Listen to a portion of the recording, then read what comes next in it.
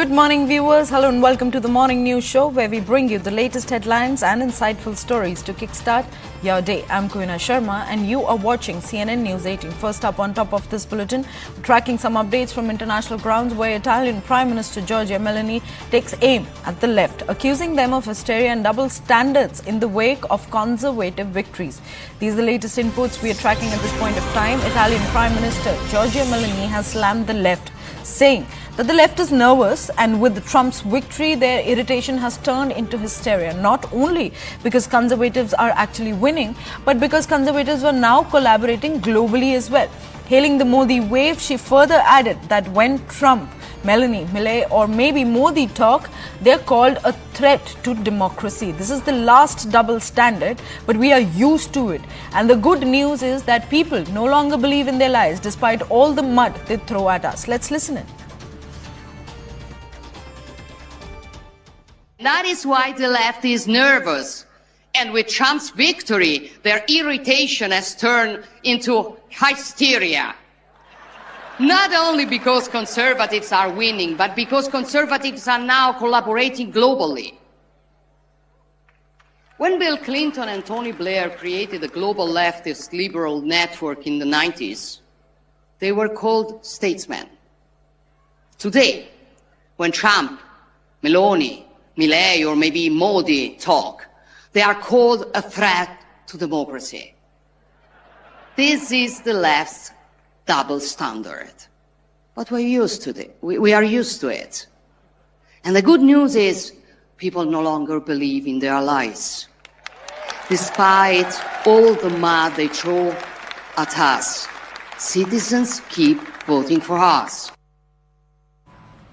Well, we just heard Meloni talk, and it also hailed the rise of global conservative collaboration, pointing to leaders like Trump, Modi and herself as targets of the left-wing criticism. Now, joining us on the broadcast is Akanksha Swaroop for a better perspective into the entire situation. Akanksha, Meloni's comments are stirring up a lot of debate, but how are political leaders and analysts reacting to her stance on the left and the rise of global conservatism?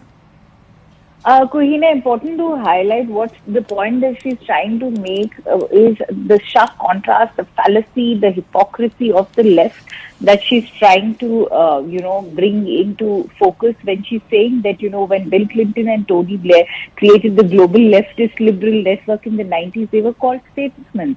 But today, when Trump, Meloni, Milei, which is basically Javier Milei, who is the Argentinian president, or maybe Prime Minister Modi of India talk, they are called a threat to democracy. This is the last double standard, but we are used to it. And the good news is that people no longer believe in their lives despite all the mud that's thrown at us. Citizens keep voting for us. So remember, when she makes such a remark at the CPAC, which is a conservative political conference, which the liberals, not just in the United States, even in Europe, have labeled as a neo-fascist gathering, it's a very significant remark that's coming in. Even back in Italy, the liberals had opposed, Giorgia Meloni's presence at the CPAC. She actually made that speech at this conservative conference via a video link. So it's a strong political statement that's coming in. At the same time, remember, we see that tectonic shift of the Trump administration towards Europe, towards the war in Ukraine, and towards Russia itself. The Russian president, ever since the talks began in Riyadh, has been praises for Donald Trump, for the U.S. administration. He's been talking about how the diplomatic missions will resume. So I think Giorgia Meloni's statements had to be put through that prism of the overall shift that's taking place in the geopolitical climate. For Europe, we've already seen it's been a wake-up call over the past 2 weeks. Europeans have awoken to the fact that United States for decades had been the main guarantor of security on their own continent, now wants them to take the lead on Ukraine's defense. So look at her comments through the prism of Ukraine, because right now Europe is worried that if this war goes in favor of Russia, as seems to be, then will that mean a threat to NATO, and what will it mean for Ukraine?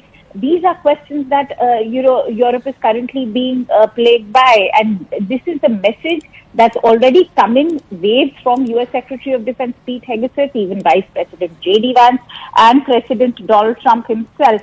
At the same time, Meloni has also defended J.D. Vance, who just days ago received severe criticism for his speech at the Munich Security Conference, where he said that Europe's greatest threat came from within. Meloni has dismissed that backlash today, claiming that liberal elites were uncomfortable with conservatives speaking openly about identity and democracy, and that Vice President J.D. Vance was discussing something deeper: identity, democracy, freedom of speech. So I don't think it can get clearer than this, and that perhaps Meloni is only the beginning of the kind of conservative, wave that now is hitting Europe as well.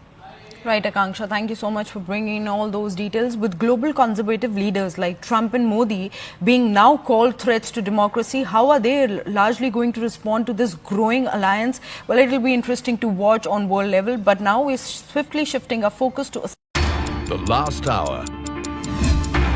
Anything can happen between the bells. But what happens during the last hour is what matters the most. The biggest market swings. A close-up look at what's driving them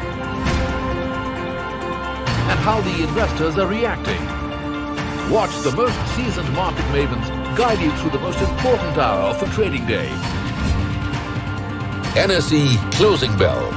At these times, only on CNBC TV 18 and CNBCTV18.com.